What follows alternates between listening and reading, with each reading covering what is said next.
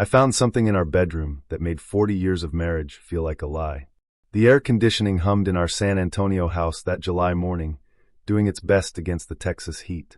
I'd been working on a custom dining set commission in my workshop when I realized I'd left my measuring tape upstairs. Simple thing. 30 seconds to grab it. Those 30 seconds changed everything. Our bedroom door was slightly open. I heard voices, Jill's laugh, the one she used to save for me decades ago, mixed with a man's deeper tone. My hand froze on the doorframe. Through the gap, I saw my wife of nearly 40 years sitting on the edge of our bed, and beside her sat a man I'd never seen before. He had his hand on her knee.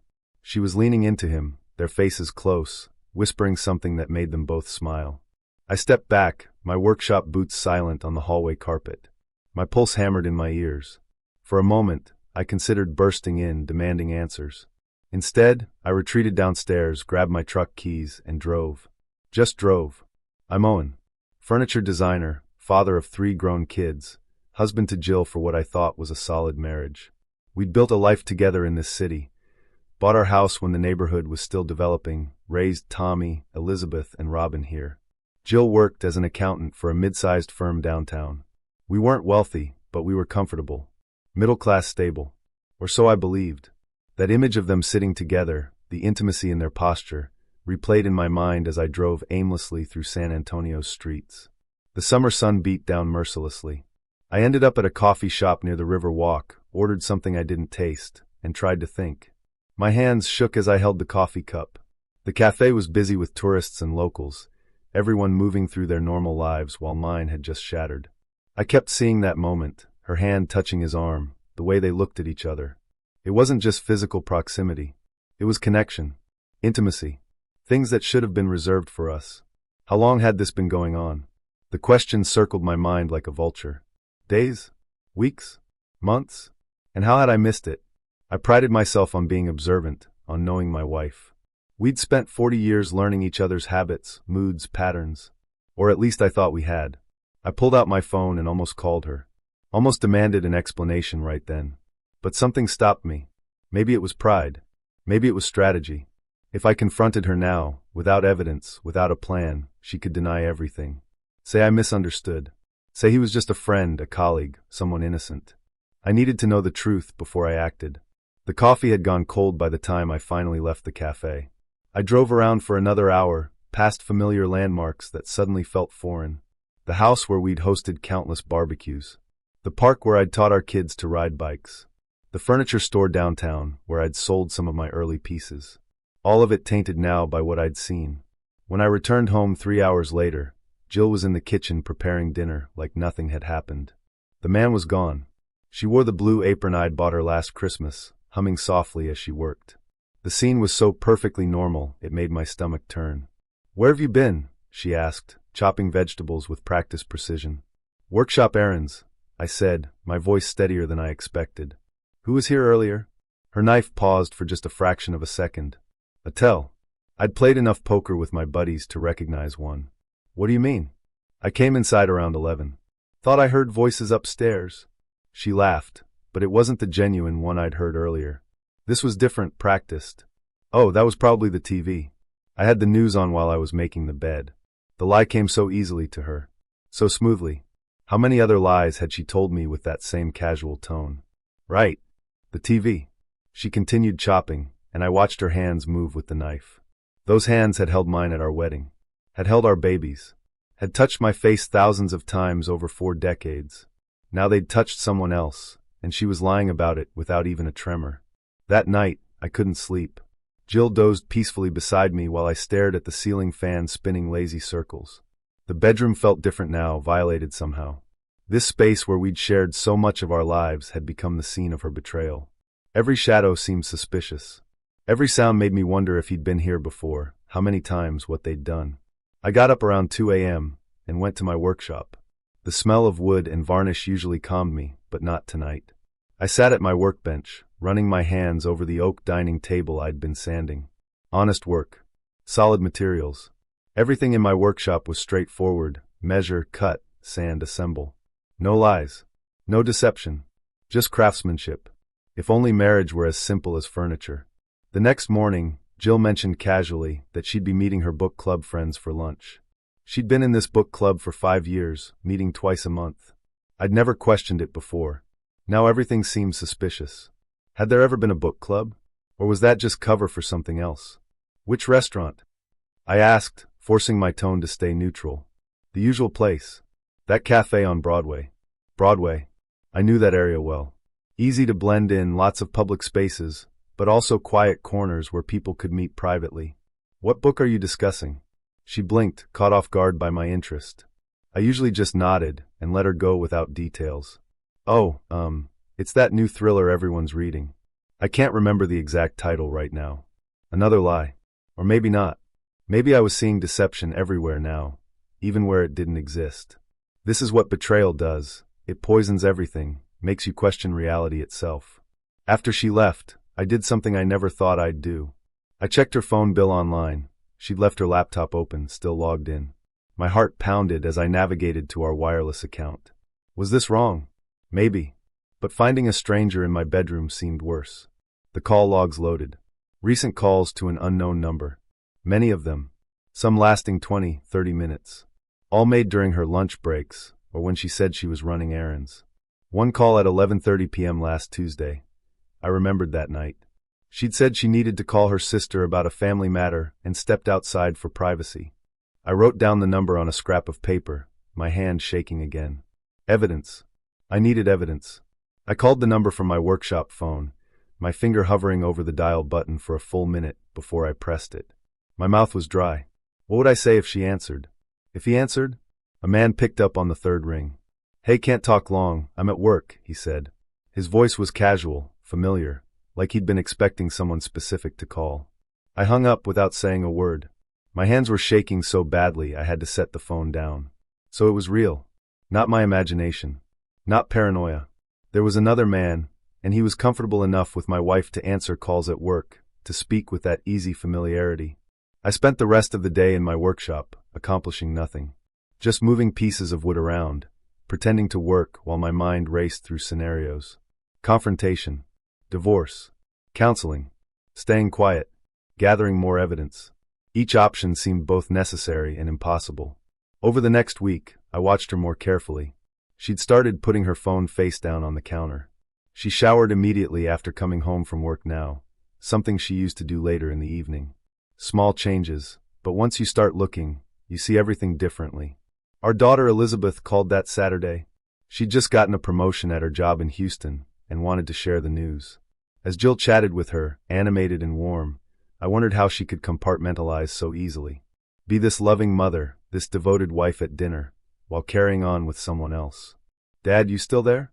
Elizabeth's voice pulled me back. Yeah, sweetheart. Sorry. So proud of you. After the call, Jill went to the grocery store. I decided to follow her, another first in our marriage.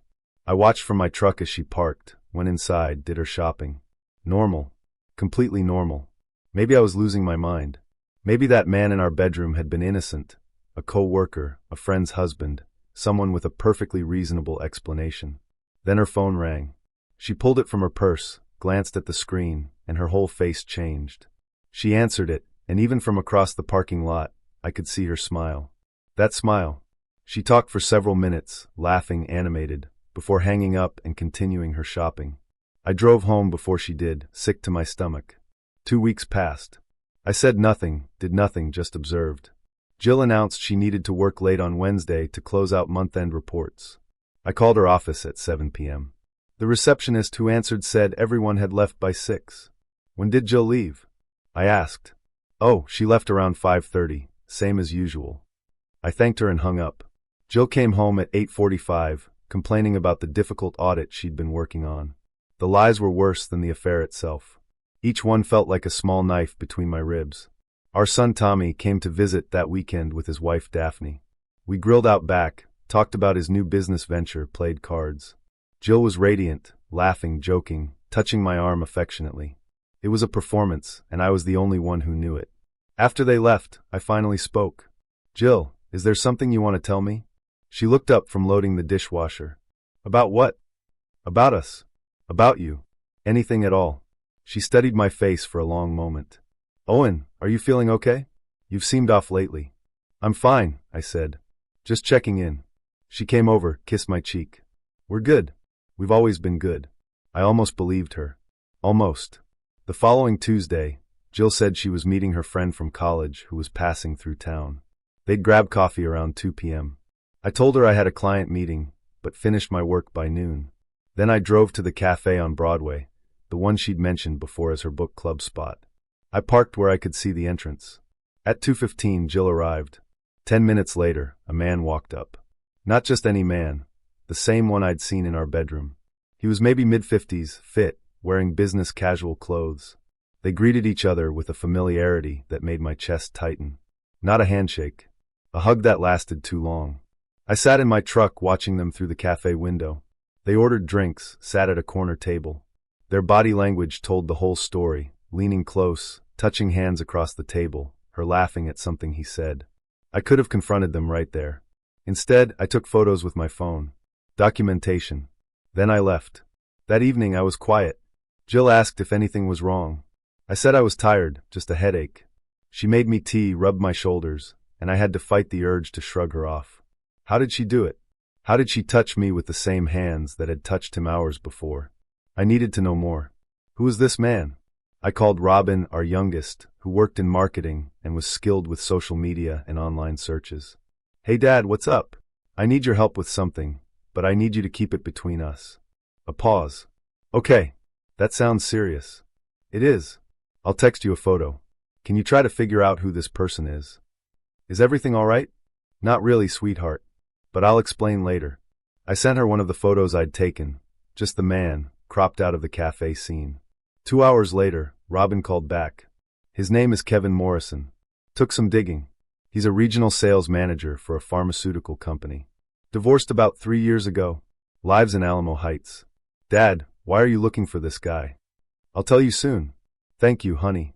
Dad. Soon. I promise. Kevin Morrison. Now he had a name. I looked him up myself that night after Jill fell asleep. LinkedIn profile, Facebook account set to mostly private, but enough public posts to confirm Robin's information. In one photo from 4 months ago, posted by a mutual friend of his, I could see Jill in the background at what looked like a restaurant gathering. She'd told me she was at a work dinner that night. For months. At least 4 months, probably longer. I began planning. Divorce would be messy at our age, after this many years, but Texas was a community property state. We'd built everything together, the house, retirement accounts, savings. Our kids were adults, so no custody issues. But I needed evidence, strategy, and most importantly, I needed to protect what I'd worked for. The next Friday, Jill said she had a work conference in Austin, leaving Saturday morning, returning Sunday evening. I nodded, wished her a good trip. After she left, I checked her laptop again. No conference. No work emails about any Austin event. I called a locksmith and had our house locks changed on Saturday afternoon. Then I called a lawyer, one Tommy had recommended months ago for business matters. I explained the situation and scheduled a Monday appointment. Sunday evening, Jill returned with a small overnight bag, cheerful and relaxed. How was Austin? I asked. Boring conference stuff? You know how it is. But the hotel was nice. Which hotel? The Hilton downtown. Why? Just curious. I handed her a manila folder. She looked at it, confused, then opened it. Inside were the printed photos from the cafe, phone records showing the calls to Kevin's number, and a printout of Kevin Morrison's social media profiles. Her face drained of color. Owen! How long? My voice was calm. Surprisingly calm. She sat down hard on the couch. It's not what you think. How long, Jill? Owen, please let me explain. How long? 8 months, she whispered. Maybe 9. 9 months. While I'd been designing furniture for our living room. While we'd celebrated our anniversary with dinner at our favorite restaurant. While we'd visited Elizabeth together in Houston and praised her career success.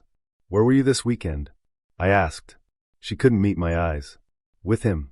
In Austin. But Owen, it's not serious, it's just. Just what? Just you destroying 40 years of marriage? Just you lying to my face every single day. It happened by accident, she said. We met at a cafe. Started talking. He made me feel. Don't. I held up my hand. Don't tell me he made you feel something.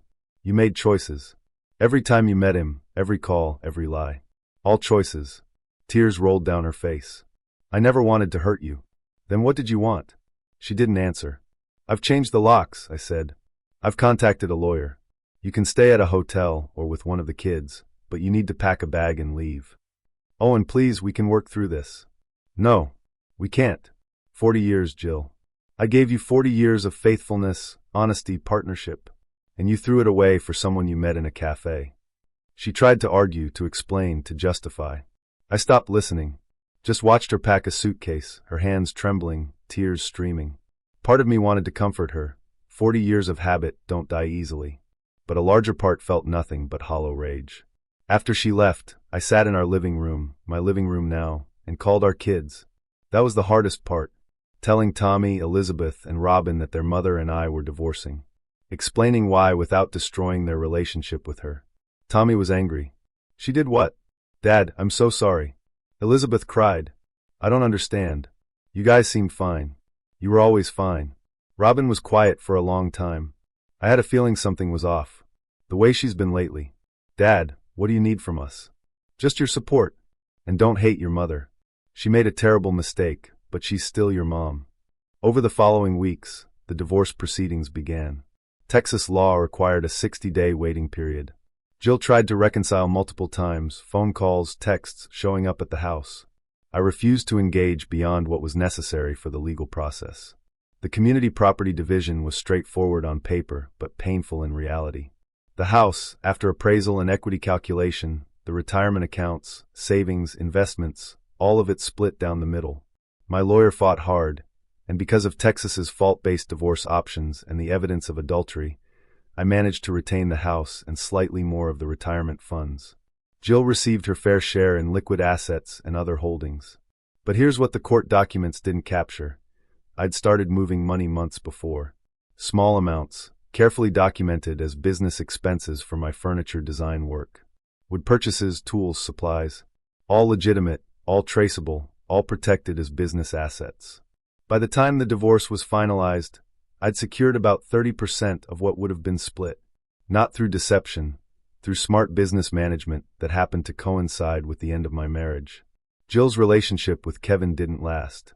I heard through Robin that they'd broken up 2 months after our divorce was finalized.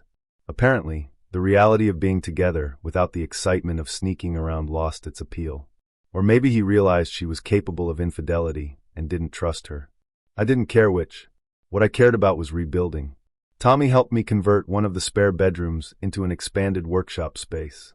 Elizabeth visited more often, bringing her partner to meet me. Robin moved back to San Antonio temporarily to help me adjust. You doing okay, Dad? She asked one evening as we grilled steaks in the backyard. Better than I expected, I said honestly. Some days are hard. 40 years of habit don't disappear overnight. But I wake up without lies, without wondering where she really is or who she's really with. That's worth something. She asks about you sometimes. And I tell her you're doing well. Because you are. I nodded. What about her? Living in an apartment near work. Trying to rebuild relationships with us. It's awkward. She made her choices, and now she's living with them. 6 months post-divorce, I ran into Jill at the grocery store. We'd been pretty good about avoiding each other, but San Antonio is only so big. Owen, she said quietly. Jill, how are you? Fine. You? Managing. She hesitated. I'm sorry. I know I've said it before, but I need you to know. I know you're sorry. Doesn't change anything. No, it doesn't. She looked at her grocery cart, then back at me. You deserve better. You deserved honesty. Yes, I did. Are you seeing anyone? I almost laughed. That's really not your business anymore. You're right.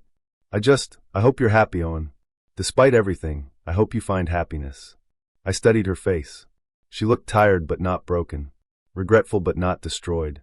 And I realized I felt nothing, no anger, no love, no resentment. Just a strange emptiness where 40 years used to be. I hope you figure out whatever you were looking for, I said finally. Because it cost you everything. I walked away without looking back. A year after the divorce, I started dating again. Nothing serious, just coffee with a woman I met at a furniture expo, dinner with a friend of Tommy's wife. It felt strange at first, like wearing someone else's clothes. But gradually it became normal. My business grew. Without the distraction of a failing marriage, I could focus on my craft. I landed a major contract with a boutique hotel chain, designing custom pieces for their San Antonio locations. The work was fulfilling in a way it hadn't been in years. The kids adjusted. They maintained relationships with both parents, though things with Jill remained strained. Family gatherings were split, Thanksgiving with me, Christmas with her, or various combinations. Not ideal, but workable. 2 years after that day in the bedroom, I redesigned our master bedroom, my master bedroom. New furniture, new paint, new everything. Erasing the memories, replacing them with something that was entirely mine. Tommy came over to help hang new curtains. "Place looks great, Dad," he said. "Fresh start," I replied. "You seem good. Really good." "I am. Any regrets?" "I thought about that." "Regret that it happened?" "Yes." "Regret how I handled it?" "No. I protected myself, my assets, my dignity. I didn't let betrayal destroy me. That's pretty badass, actually." I smiled. Pro-revenge, I guess you'd call it. Not about destruction or cruelty. Just about taking back control. "Mom lost everything that mattered," Tommy said quietly. "Her family's respect, her marriage, her home. And for what? A guy who dumped her within months. That's for her to figure out. Not my concern anymore." And it wasn't. Jill lived alone in her apartment, worked her job, tried to rebuild connections with our children that would never be quite the same. She'd made her choices. I'd made mine. I chose truth over comfortable lies. I chose self-respect over false reconciliation. I chose to move forward rather than drown in bitterness. The San Antonio summer heat still blazed outside, same as it had that July morning 2 years ago. But inside my house, my sanctuary, the air was cool, the space was mine, and the future stretched out full of possibility rather than deception. Some people might say I should have forgiven her, worked through it, saved the marriage. But 40 years of partnership had been built on trust, and she'd demolished that foundation. You can't rebuild on broken ground. I found something in our bedroom that made 40 years feel like a lie. But I also found something else, the strength to walk away from betrayal and build something new. Something honest. Something mine. And that, surprisingly, was enough. Thank you for watching the video to the end. YouTube may no longer suggest my channel to you, so subscribe to it to receive new interesting stories. You will also help the channel grow and improve the quality of its content. A playlist with other interesting stories that you can listen to is now displayed on the screen. You can also write in the comments what stories you would like to see on the channel.